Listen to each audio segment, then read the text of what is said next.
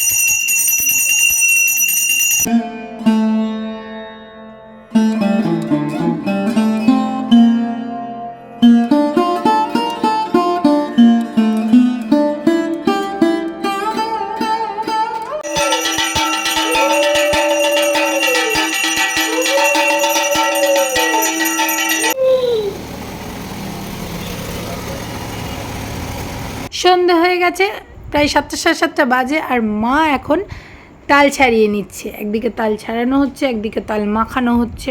তালের বড়ার প্রসেসিং চলছে।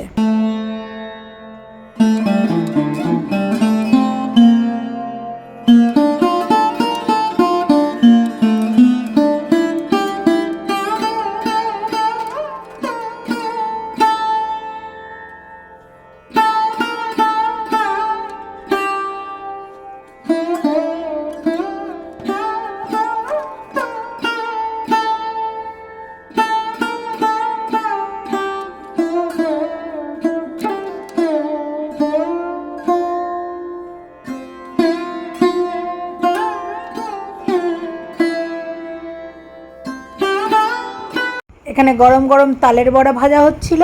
আর তালের বড়ার পাশাপাশি আরেকটা রেসিপি মা করেছিল, সেটা হলো সাবুর পকোড়া। অনেকেই হয়তো খেয়েছে, আবার অনেকে খায়নি। তবে আসলেই আমি প্রথমবার খাচ্ছি, আর আমার অনেক অনেক বেশি ভালো লেগেছে। আর এতটাই ভালো লেগেছে, আমি যে সাবুর পকোড়াটা নেব আমি ভুলে গেছি। আমি খাওয়া আরম্ভ করে দিয়েছি, আমার আর নেওয়া হয়নি। তো পরে একটু ছিল, আমি সেটা নিয়ে নিয়েছি ক্লিপ। আর এভাবেই সারা সন্ধ্যেটা মা, আমি, বোন 3জনে মিলে মজা করে, হাসি ঠাট্টা করে, খাওয়া দাওয়ার মাধ্যমে সন্ধ্যেটা খুব ভালো কাটলো। আর ভিডিও ভালো লাগলে লাইক, কমেন্ট আর সাবস্ক্রাইব করতে ভুলবেন না। টাটা।